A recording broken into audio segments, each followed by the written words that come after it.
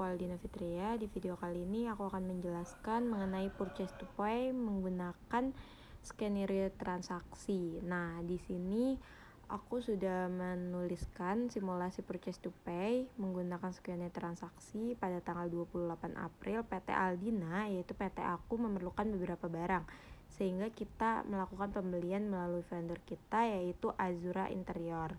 Nah, ini berikut orderannya, itu ada storage, ada large, ada pedal.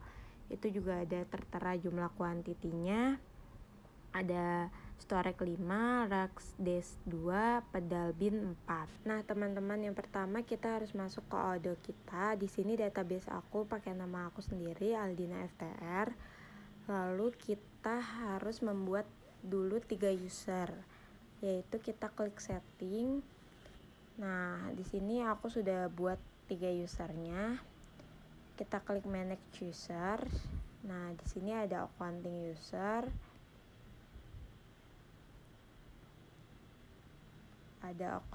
user, terus lalu di yang kedua itu ada Puri. Puri itu adalah purchase user. Sini aku ubah namanya menjadi Puri. Nah, di sini purchase-nya itu sebagai administrator. Nah, seharusnya yang tadi accounting juga aku ubah namanya jadi Aca, tapi tidak terubah. Nah, terus yang ini ada Wati. Wati itu warehouse user. Nah, di sini inventory administrator.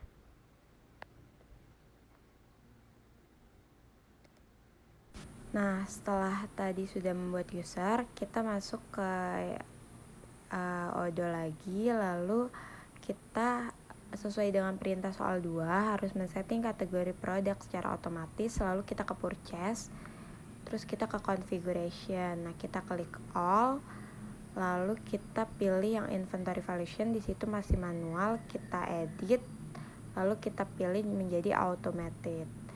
Nah, setelah kita ubah, lalu kita save.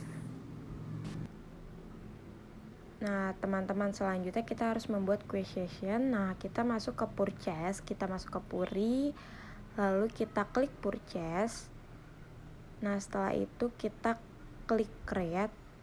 Nah, di sini kita harus memilih vendor yang akan kita tuju. Nah, sesuai dengan skenario tadi bahwa vendornya itu yaitu Azura Interior. Nah, lalu kita harus pilih produknya.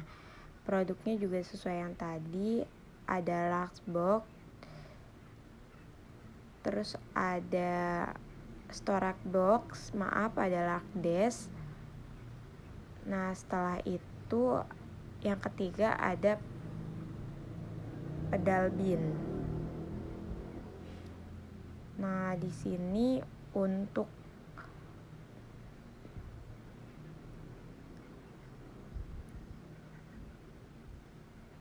unit price-nya itu kita ubah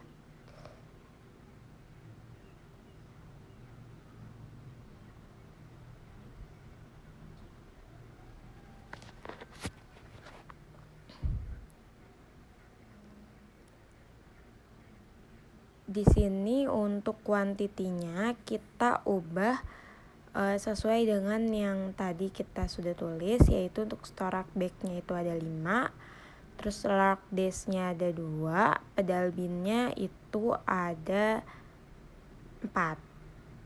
Nah, setelah diisi seperti ini, lalu kita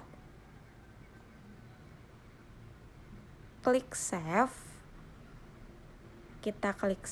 Lalu setelah itu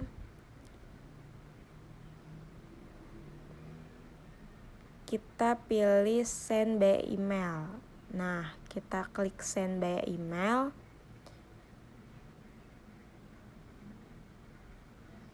Kita tunggu sampai nanti muncul tampilan seperti email itu. Nah, sudah muncul tampilan seperti ini, tidak ada yang kita ubah. Kita langsung klik send.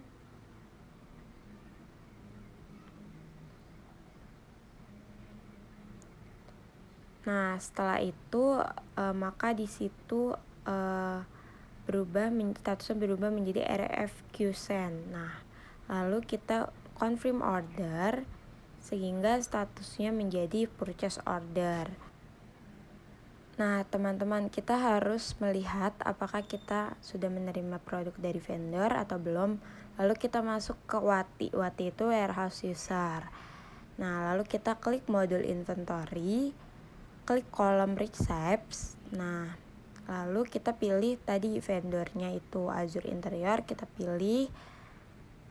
Nah, setelah itu kita klik edit terlebih dahulu.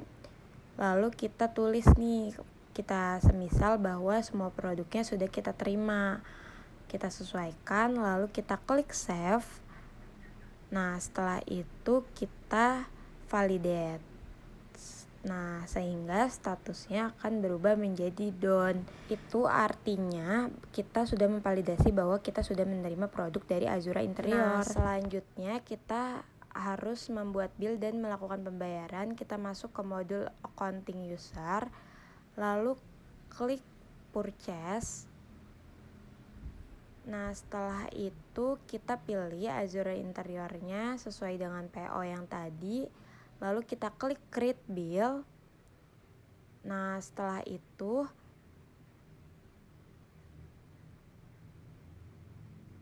kita masuk ke accounting. Nah, setelah kita masuk ke accounting, kita pilih vendor terus bill. Nah, setelah itu kita pilih vendor yang sesuai dengan pemesanan kita. Nah, setelah itu kita edit.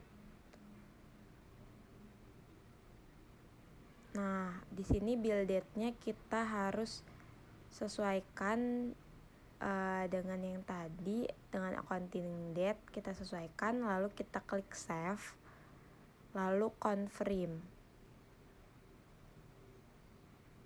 Nah, setelah itu kita klik register payment.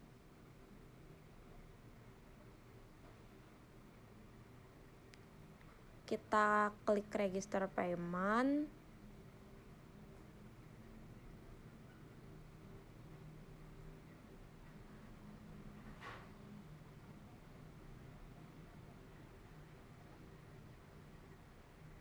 Nah, maaf agak lama tadi munculnya. Lalu jurnalnya kita isi bank. Nah, lalu setelah itu kita klik create payment.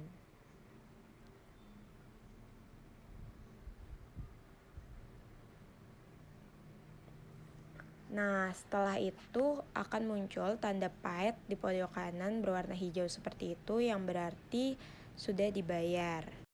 Nah, lalu selanjutnya sesuai dengan perintah di soal 2, kita harus memeriksa semua transaksi apakah masuk ke jurnal atau tidak. Nah, lalu kita harus mengecek. Caranya itu masih sama, kita buka di accounting user. Nah, setelah itu kita masuk ke accounting, lalu kita pilih jurnal item. Di sini aku pilih jurnal item. Nah, di sini sudah masuk yang Azure Interior, ada storage bag, ada lark dash-nya, ada pedal bin-nya. Lalu untuk yang kedua, karena di sini adalah transaksi purchase, pembelian, maka kita masuk ke jurnal pembelian. Nah, di sini sudah masuk juga untuk transaksi bill-nya, ada Azure Interior-nya dengan akun cost of goods sold. Lalu di situ yang ketiga aku masuk ke bank and cash. Nah, di sini juga sudah ada.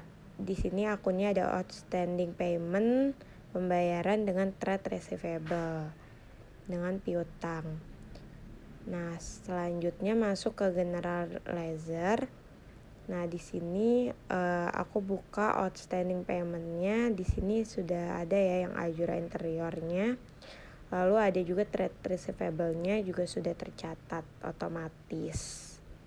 Nah, lalu kita harus mengecek juga laporan keuangan. Caranya klik reporting. Yang pertama aku akan cek balance sheet. Nah, diklik balance sheet-nya. Lalu setelah itu klik print.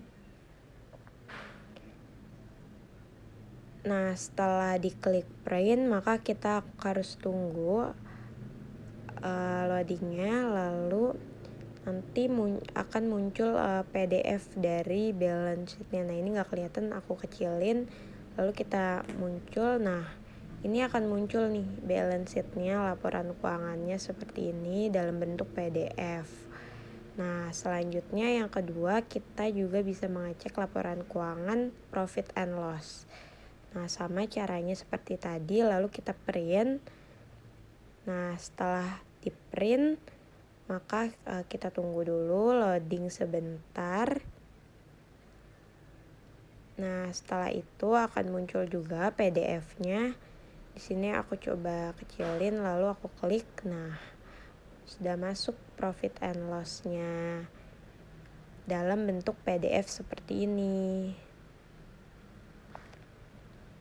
Nah, mungkin teman-teman itu saja penjelasan dari saya, dari membuat simulasi purchase to pay hingga membuat jurnal dan juga mengecek laporan keuangan di Odoo versi 14.